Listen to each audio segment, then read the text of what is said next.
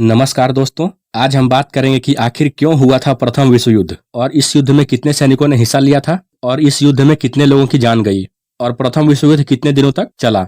आज हम इस वीडियो में इन सभी विषयों पर बात करेंगे। मेरा नाम है चिंटू तिवारी। तो चलिए बिना देरी किए हुए शुरू करते हैं। सबसे पहले हम आपको बताते हैं कि प्रथम विश्व युद्ध कब और क्यों शुरू हुआ। दोस्तों, प्रथम विश्व युद्ध 28 जुलाई 1914 को प्रारंभ हुआ और 11 नवंबर 1918 को समाप्त हुआ। इस विश्व युद्ध में रूस, संयुक्त राज्य अमेरिका, मध्य पूर्व और अन्य क्षेत्रों के साथ यूरोप के अधिकांश राष्ट्र इसमें शामिल थे। दोस्तों, इस युद्ध का मूल कारण यह था कि ऑस्ट्रिया के जो प्रिंस थे, जो कि बाद में वहां के राजा बनने वाले थे, जिनका की नाम था आर्चड्यूक फ्रांज फर्डिनेंड, जिनका हत्या साइबेरिया में कर दिया गया था। और इनके हत्या के बाद ही 28 जुलाई 1914 को ऑस्ट्रेलिया ने साइबेरिया पर हमला कर दिया और दोनों देश युद्ध स्तर पर चले गए।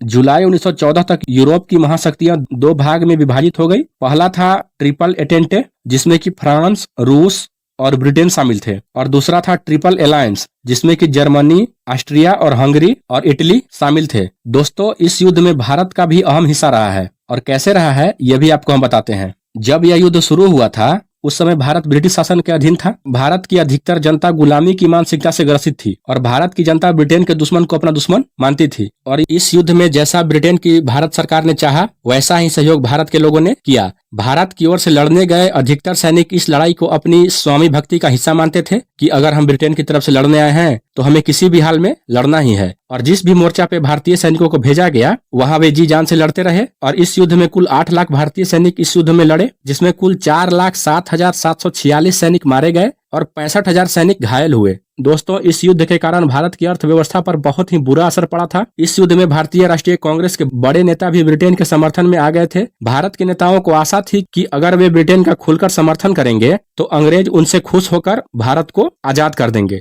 लेकिन ऐसा कुछ भी नहीं हुआ और इसके कुछ ही दिनों बाद जालियांवाला बाग जैसा निर्मम हत्याकांड कर दिया गया। दोस्तों, प्रथम विश्व युद्ध के लिए भारत में गांव-गांव, शहर-शहर अभियान चलाया गया। बड़ी तादाद में युवाओं को सेना में शामिल किया गया। जिनका मन सेना में जाने का नहीं था उन्हें भी जबरदस्ती सेना में बहाल करके युद्ध क्षेत्र में भेज दिया गया। प्रथम विश्व युद्ध 28 जुलाई 1914 से लेकर 11 नवंबर 1918 तक लगभग 4 साल तक चला। इसमें ब्रिटेन, फ्रांस, अमेरिका, रूस और इटली के मारे गए सैनिकों की संख्या 55,25,000 है। वहीं घायल हुए सैनिकों की संख्या 1,28,31,500। और अगर लापता सैनिकों की संख्या आपको बताएं तो लापता हुए सैनिकों की संख्या, जिनका कि आज तक कोई पता ही नहीं चल पाया, 41,21,000 है। और इन सबको अगर जोड़ा जाए तो 2,24,77,500 होते हैं कुल सैनिक। और अगर वहीं दूसरी तरफ आपको अगर बताएं तो ऑस्ट्रिया, हंगरी, जर्मनी, खिलाफत ए अमानिया, बल्गारिया और अन्य देशों की सेना की बात करें तो इसमें मारे गए सैनिकों की संख्या लगभग 43,86,000 है और घायल हुए सैनिकों की संख्या लगभग 83,88,000 है और लापता हुए सैनिकों की संख्या इसमें 36,29,000 है।